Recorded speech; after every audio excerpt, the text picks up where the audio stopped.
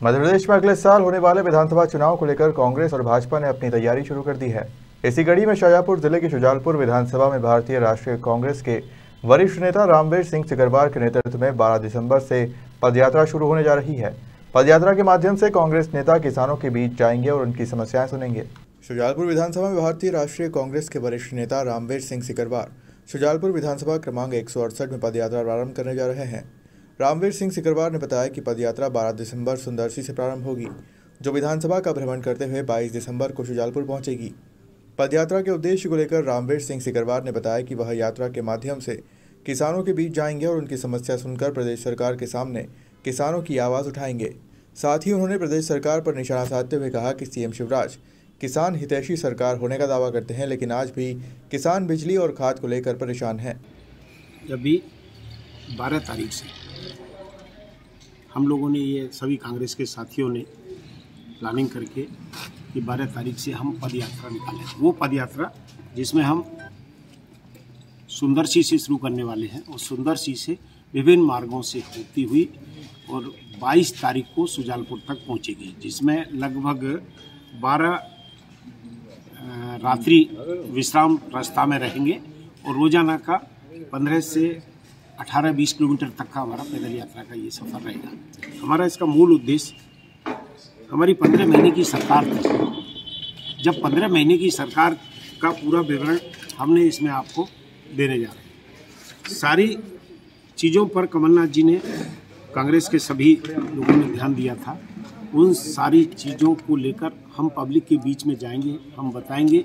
और चूंकि हमारा क्षेत्र पूर्णतः कृषि पर आधारित क्षेत्र है, हमारे क्षेत्र में न कोई फैक्ट्री है, न कोई बड़ा प्लांट है, न कोई बड़ी उद्योग धंधे हैं, खेती पर निर्भर है।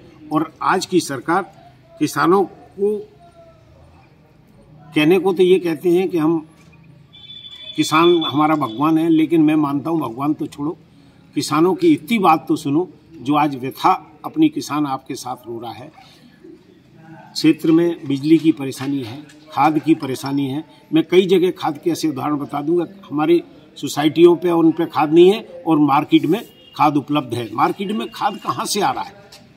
इन सारी चीज़ों को लेके हम अपने किसानों के बीच में जाएंगे, किसानों से अपनी बात करेंगे, उनकी बात सुनेंगे, उनकी समस्याओं को ध्यान में रखकर संभवतः हम प्रयास करेंगे, सरकार से हम लड़ाई लड़ेंगे कि किसानों की समस्या की ओर ध्यान दिया जाए और किसानों को जो खाद, बीज और लाइट की परेशानी आ रही है उसका निदान कराने का हम प्रयास करेंगे। हाल ही में जो भारत जोड़ो यात्रा निकाली गई थी उसमें किसानों की तरफ से मालवा क्षेत्र का नेतृत्व आपने किया था। जी, राहुल जी से आपने कई तरह के विचार भी रखे थे। किस तरह के सुझाव उनसे आपको मिले हैं और क्या लगता है केंद्र की सरकार की जिस तरह की योजना है उससे विपक्ष की भूमिका आप किस तरीके से निभा पाएंगे?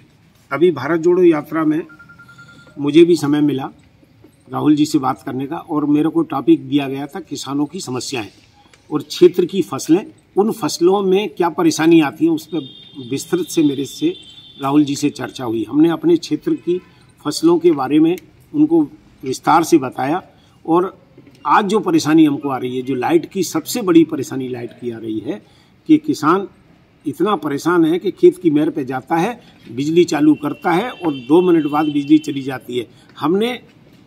हम ये सरकारों से मांग करते हैं कि हमको 10 घंटे की जो लाइट दी जा रही है वहीं 8 घंटे की किसान को लाइट दे दो, पर दिन में दो। पूरे 8 घंटे की 10 घंटे की जो लाइट हमको देना चाहते हो वो दिन में दो। किसान रात्र में परेशान होता है।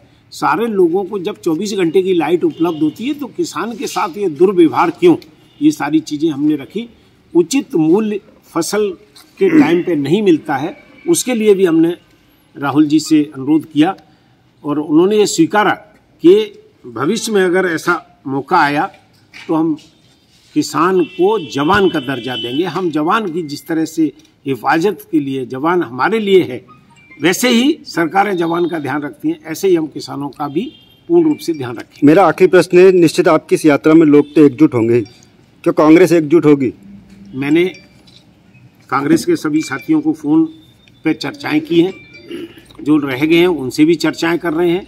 निश्चित तौर पर कांग्रेस के साथ सारे साथी लोग एक साथ मिलकर यात्रा में भाग लेंगे और हम जो जोड़ने जा रहे हैं वो निश्चित तौर पर हमसे जुड़ाव होगा।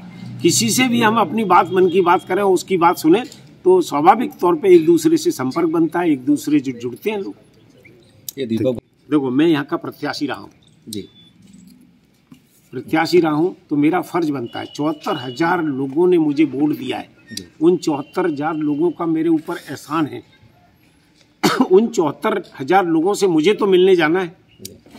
मैंने प्रयास किया है कि समस्त कांग्रेस के लोग इस कार्यक्रम में शामिल हों और सब मिलकर ये यात्रा में चले, लोगों की बात सुने। आपकी प्रचार सामग्री में कहीं भी निवेदक के रूप में ब्लॉक कांग्रेस या जिला कांग्रेस क्यों नहीं है?